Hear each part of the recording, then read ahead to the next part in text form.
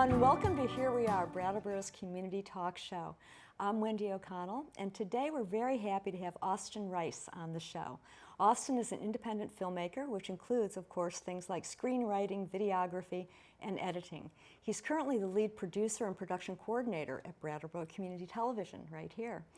Austin is also a Brattleboro Town Rep, which he'll tell us a little bit about as well. And his new film, Lil Balzac 2, will premiere at the Latchis Theater August 5th. We'll talk about that in the show, too.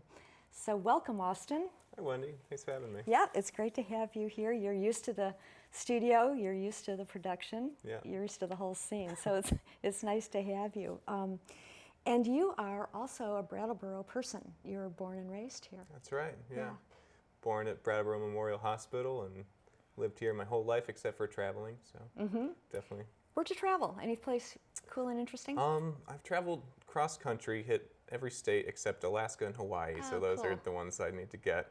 And I've been to Canada a fair amount and Ecuador, and that's about it, yeah. Oh, that's a lot. Yeah. You've done the whole continental U.S. of A. Yeah. That's impressive. Did you go by van or camping? I went with two friends right after high school. We loaded into my Ford Taurus and went, we shaved our heads and grew out our facial hair for some reason and took lots of pictures, so those are embarrassing but fun. Absolutely. And it's timely. I mean, you will treasure those photos. You might be embarrassed by them, but at some point you'll treasure them. It's pretty great. And of course you shaved your head. Why not? Yeah, sure. Was that out of high school? Yes, that was right after high school. That's the time to do it. And you went to Green Street School. Yes. Sweet little school on Green Street.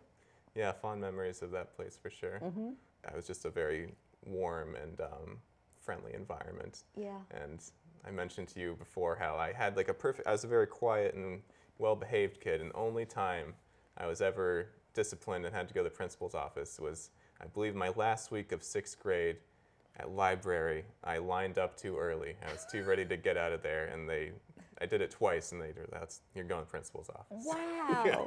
You went to the principal's office for that? Oh my gosh, that's incredible. Yeah. Punished for being too good. Yeah. You did mention that the other side of that is a bit of a rebellious streak that you've got. So you've balanced it out.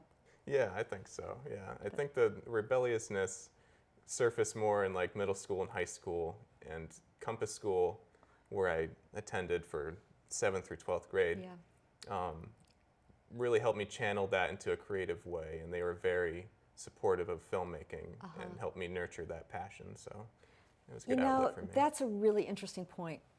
When kids are helped to find the route that they can really express themselves, it's a way to act out in a really positive way and to express yourself. That's very cool. I know I've heard a lot of great things about Compass. I know many people who have gone through either 7 through 12 or the high school part of it especially, who have really done well with it.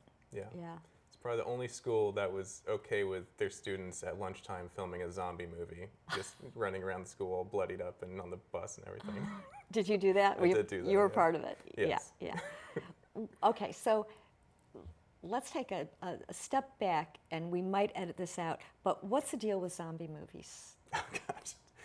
Well, I mean, for me, I grew up as like a horror enthusiast. I just always thought that the dark, creepy monsters were cool and interesting. Yeah. And I went back as far as like elementary school. I'd collect these old black and white books about Frankenstein and Dracula and the Mummy and stuff. And I just thought, the monsters and the effects were so cool that led me into, in high school, I definitely had like a zombie movie fascination. And not as much these days, but definitely, still into horror. Well, many kids it seems like either go zombie route or superhero route. Sure. And I'm sure there's a lot in between, but it does seem things that are larger than life, things that can really not only capture your imagination, but it's also a thing about being scared. Yes. Right?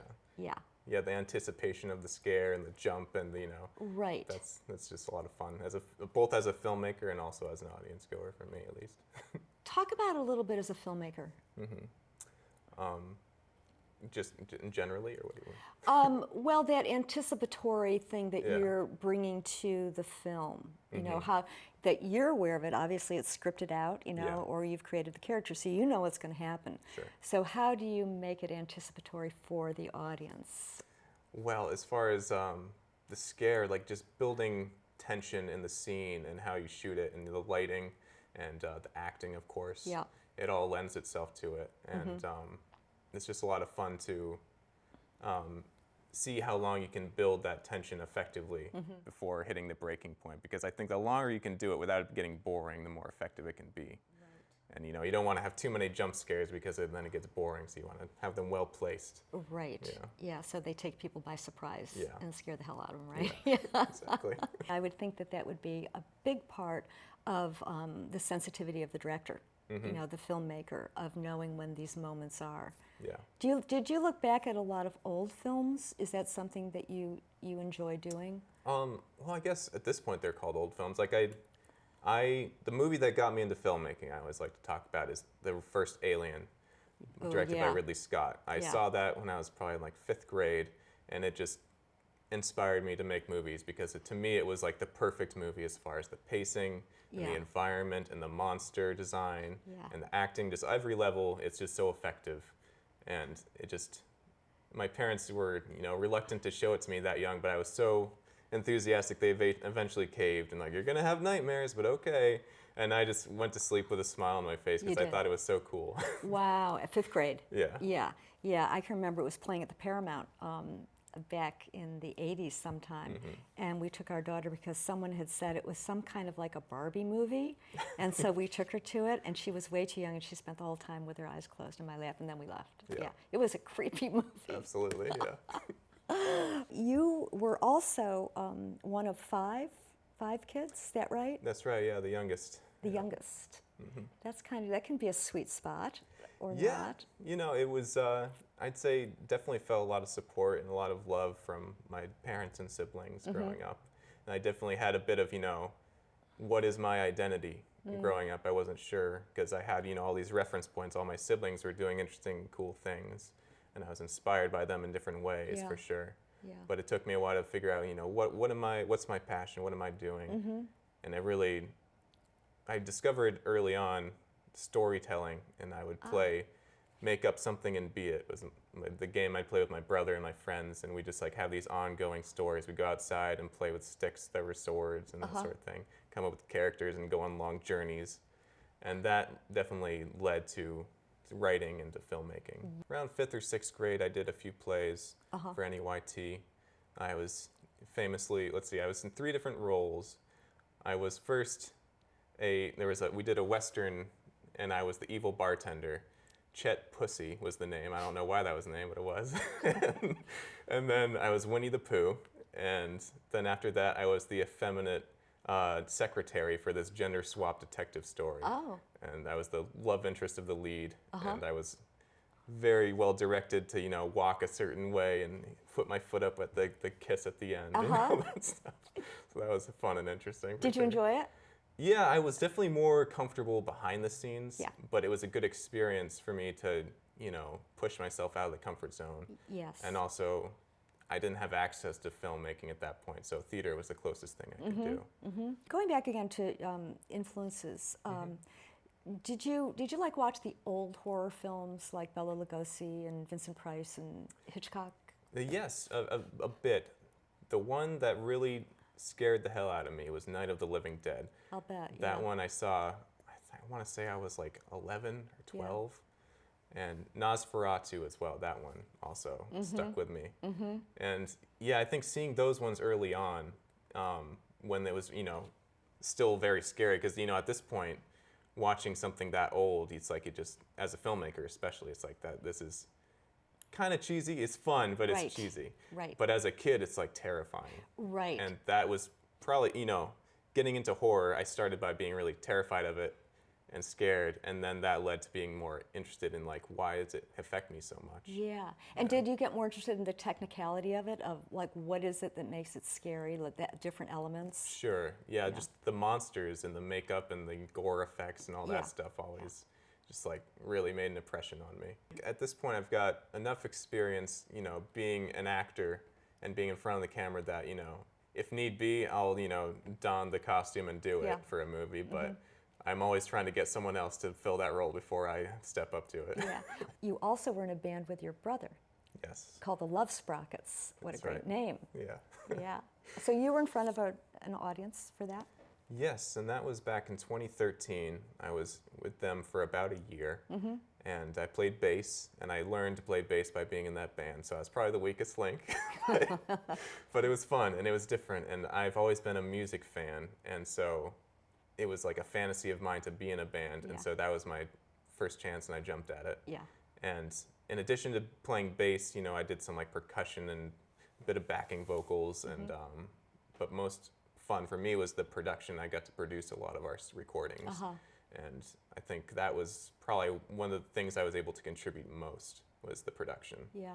And along that time, you talk about Compass being an influence you and a big support. Were there any other influences or supporters of you during that time?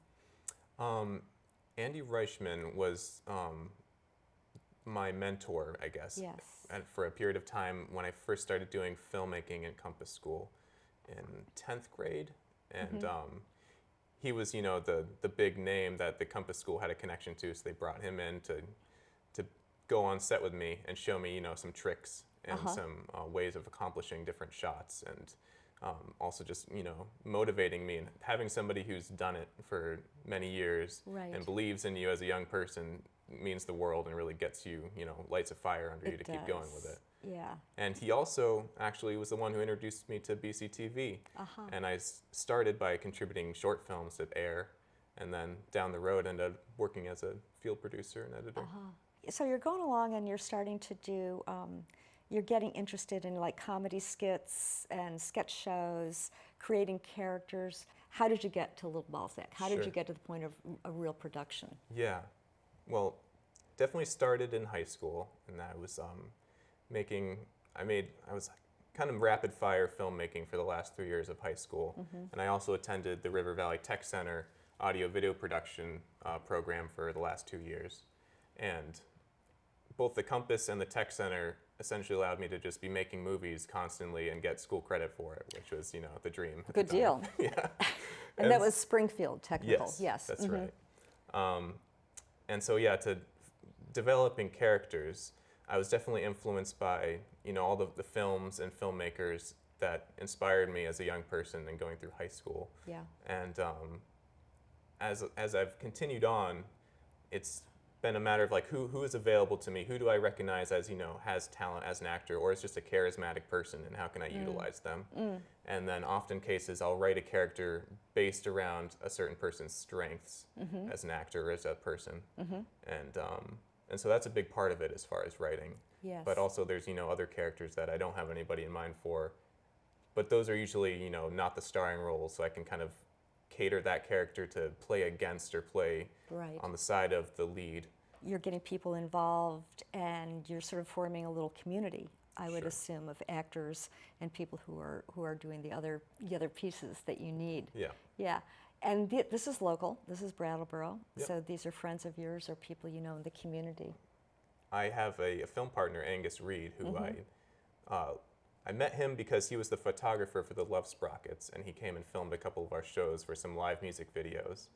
And I was impressed by his, you know, his eye and his quality control, and he's just very good at what he does. Yeah.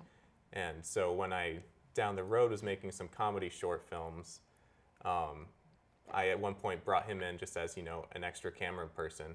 And then that led to when I was making the first Lil Balzac, we had a different director of photography lined up, and he did one day of shooting with us, which most of the footage was unusable, and then he bailed. And so I was like, oh, well, I don't want to pull the plug on this production. We've got everything else is lined up and good to go. So I'll call up Angus and see if he's willing to jump aboard. And, you know, to my pleasant surprise, he was very enthusiastic about it.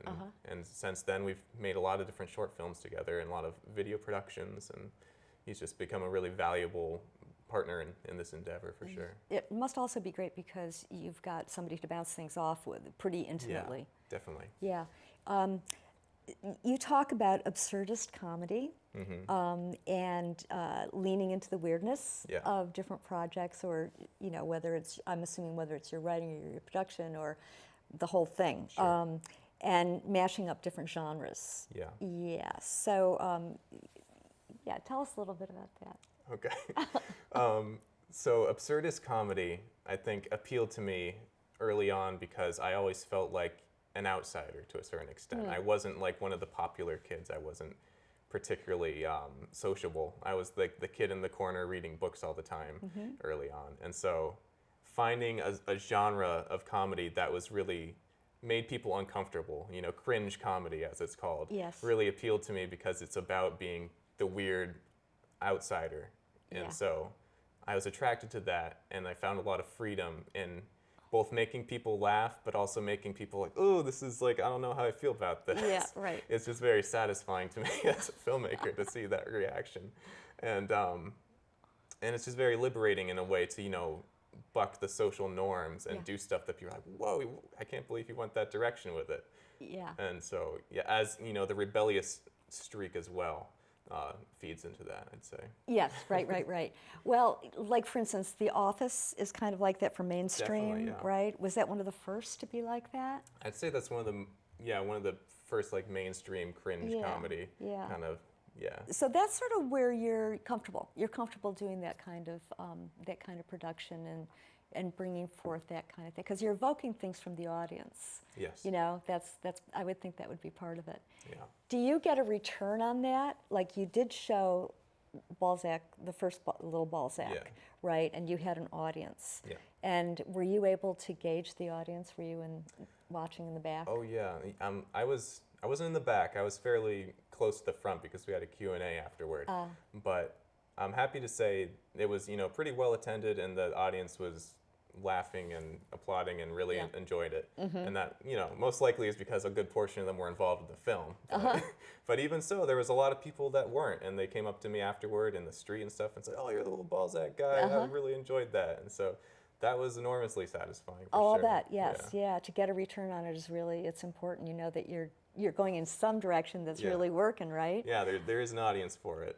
Maybe you could give us a quick little synopsis Sure. of Lil Balzac. Absolutely. So the first one I should start with is about this wannabe rapper living in Brattleboro, and he's trying to get his career going, and he gets the opportunity to work with his, biggest influence producer. And in order to raise the studio money time, he enters himself into an underground fight, and against somebody who's, an actual fighter, whereas Lil Balzac is a scrawny little kind of wimp. And so that film was really just kind of introducing this character and getting to know him, and as filmmakers, figuring out how he would interact with everybody. And so I think it worked more than it didn't work. And so we decided, all right, we'll take stock of the things that we felt like really worked and build upon those, but also put a different spin on it, which leads back to the genre bending you mentioned, because for me, this character is a lot of fun to just drop into these different genres. Right, And I he see. plays against them because he's so absurd and kind of a doofus, but in an amusing way. He's despicable but endearing enough that you root for him. Right. And so for the second one, we dropped that character into a action bank heist scenario where he unwittingly agrees to be the driver for this, hardened criminal bank heist crew. Right. Only someone like him would take that job. Yes. Yeah. So and this is Balzac, Lil Balzac 2? Correct. Right. Yeah. So he's driving the car in Lil Balzac 2. He's the getaway man. Yes. Yeah. Very dangerous position. That's coming out. You're going to premiere it at the Latchis Theater. Yep. I'm sure that there will be a lot of PR around that. Again, these are original stories. Yes. And you've done the screenplay and all of the stuff. Okay. Yeah. You also, Austin, you have a new family. Yes. Yes. Can you talk a little bit about that? Yes. So my wife, Heather, we've been married just about a year and a half now. And then my daughter, Minerva, is about 4.5 months. And she is unbelievably adorable and lovely and healthy and everything we could hope for. That's so wonderful. It changes everything, right? Yeah. It changes the whole picture. Yeah. Yeah, that's good. As long as you get enough sleep, it's always a good thing. And you're a town rep. Yes. Now, how did you come to that? What was it that made you want to be a Well, rep? there's a few different things. I'd say I have to mention that in 2016 I was first really inspired to get involved as a voter by Bernie Sanders in his campaign. I had previously voted for Obama in the last election as my first time as being old enough to vote. Yeah. But I didn't really know anything more than, my parents liking Obama, so I voted for Obama. Yeah. But Bernie really inspired me as, kind of, he's the underdog outsider, not conforming, and also advocating for all these policies that really spoke to me. Yeah. And so part of his whole thing was like, get involved at every level, spreading that message to people, like take pride in your local government. And so that was part of it. And then also working at BCTV, I cover countless board meetings. Oh.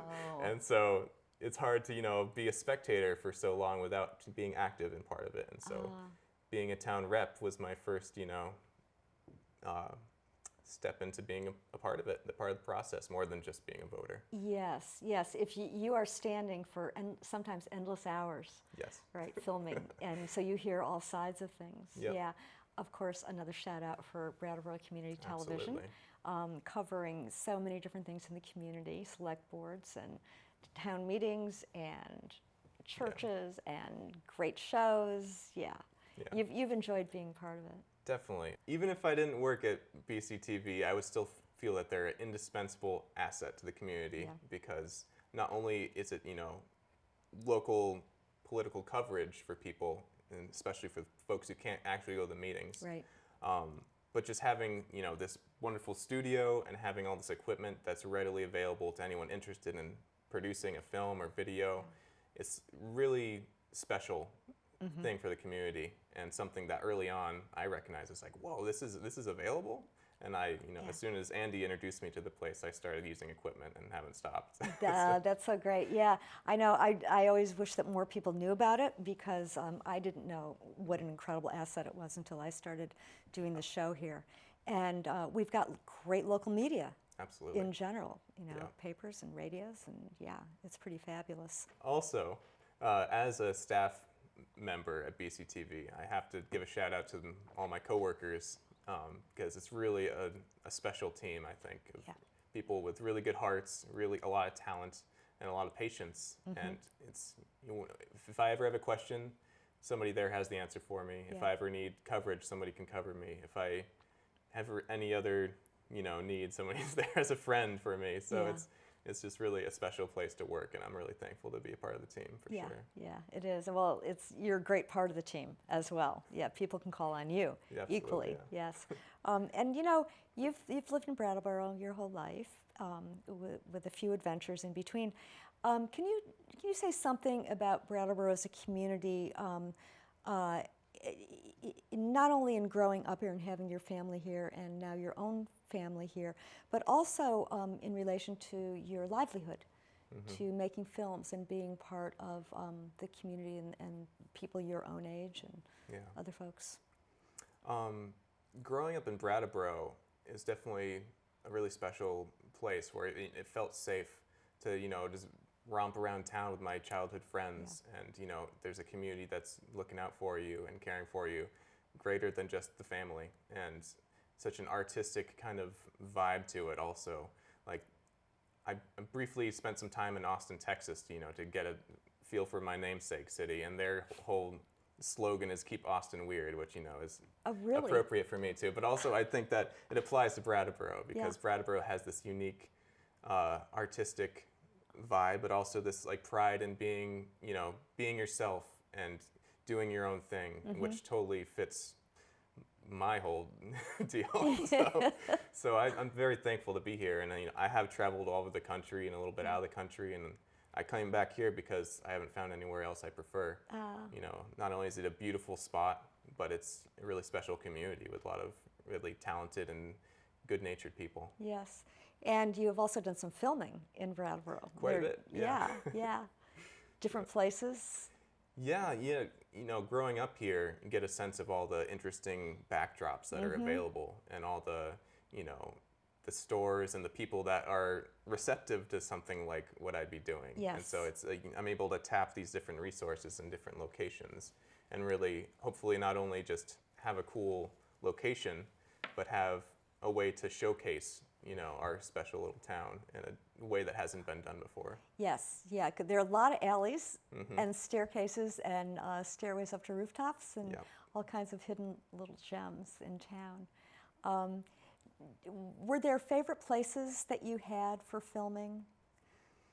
Well, we filmed some memorable scenes down at the train tracks. Oh, which nice. as a I don't want to say a delinquent youth, but as a youth who would like to spend time walking around the train tracks, I had gotten an idea of like, oh, this is an interesting location, and so years later came back and was able to film there, and really the graffiti on the walls and the train tracks and Yes. the mountains in the background is just like lends itself to a lot of different vibes, and particularly for a crime film, having this kind of moody area to work with was really special. Did it offer any big challenges for filming? The trains, for sure. Yeah, well, the trains came through. The trains a few times. This might not be worth bringing the edit because it's dark, but there were a lot of needles around, and that was a real thing. That's another reason, I guess, going back to why I got involved with politics is there are ways in which our town has changed as I've grown up, and I don't know if I'd want my daughter romping around town like I did without parental supervision, because there's needles everywhere and there's some sketchiness now. Yes. And so that's part of why I wanted to get involved and see what good I can do as far as positive change and addressing the issues. That's great. And did you go to town meeting this year? I did. Yep. Yeah. Yeah. It was all over Zoom this year. Yeah. But I attended the whole 12 hours and and was able to help move things along in a few instances, which felt good. That's great. Yeah. I never knew it before, but Brattleboro is the only town in Vermont that holds a representative type of town meeting. Right. It's very interesting. So it's really we the people, right? Definitely. Yeah. Yeah.